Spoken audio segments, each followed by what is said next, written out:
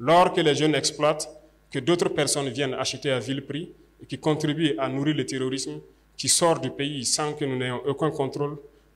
He said his government has decided to create a company to try to regain control of the country's mining sites and be able to allow young people of Burkina Faso to take ownership, management, and control of its resources. He also wants each region to be able to produce a specialty that could surely be in the area of agriculture because the country has much potential in agriculture. We also have natural water reserves of lakes everywhere across the country. Rivers that flow and dams here and there, but which are not exploited. We are trying to launch in each region, and that is why here I am announcing to you that there will be a representative from each region at the level of the presidency as project managers. This process is underway.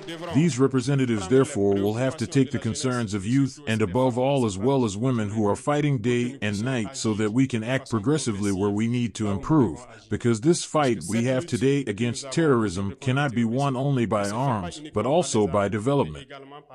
As long as young people don't have a job, they will always be tempted to go to where it's easy to have money, and it's that too we have to fight. We have a second Thomas Sankara who wants to liberate Africa. His message is not for the Burkina Faso alone. His president is not for him alone. He wants to liberate the whole continent of Africa, and we are proud of him. Burkina Faso capital city Ouagadougou was agog with celebration as young Army President IBRAHIM Traoré made grand entry into the 30,000 capacity stadium. He returned from the battlefront in the north of the country where he was cited as one of the soldiers who showed courage during major insurgents attacks. Traoré fought in several counterinsurgency operations and rose to become Burkina Faso's youngest president.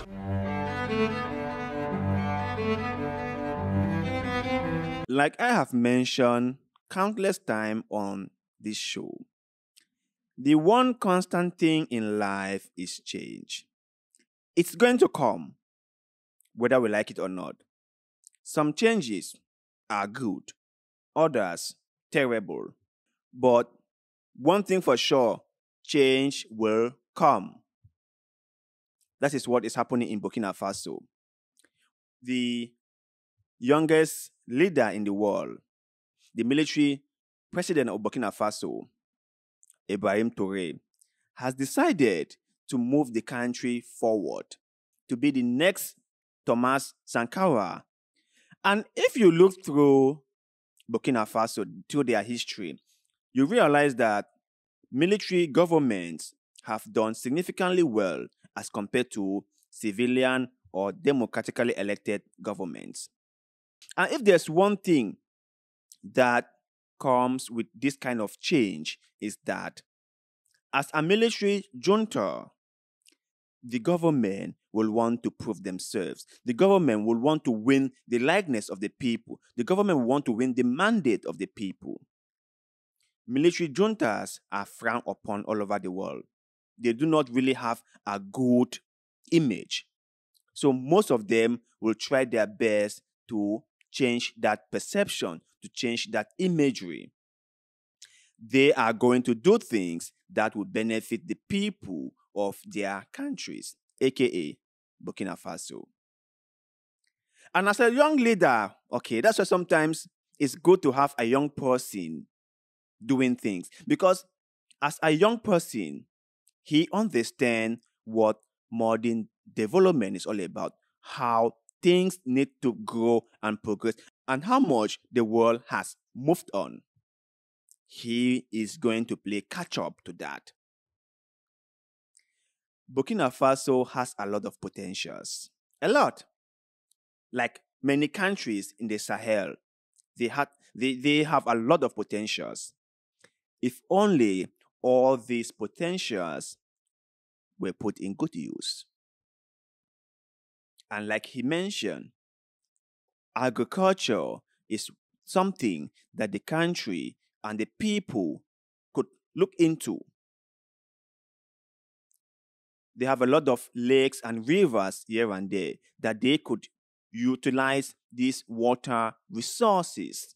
They could go into fishery and the people will benefit from it very well. A leader must have vision. A leader must be someone who points to what direction the country should take. It's exactly the same thing Paul Kagame is doing in Rwanda. He is the one clearing the way. He is the one leading, and then the people are following. If a leader has vision, the people will prosper. If the leader has no vision but just want to seize power, just want to hold on to power, then the country and the people will crumble.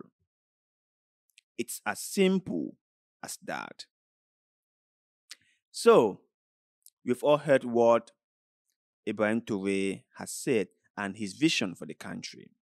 Now, let's wait and see how he matches words with actions. Let's wait and see if he is truly going to be the next Thomas Sankara of Burkina Faso. And we might just be shocked with what he is going to do. In the next couple of years, he would have transformed Burkina Faso into a totally different country. Remember, even Paul Kagame was a military leader before he became a civilian leader. So, military people have this sense of discipline within them. That I think that if the young president of Burkina Faso put this in place, he is going to be worshipped, he's going to be revered, he's going to be cherished, he's going to be celebrated in Africa. Because if there's one thing Africa needs at this particular moment, are leaders with visions, are Pan-Africanists with the African spirit in mind, are people who put Africa first.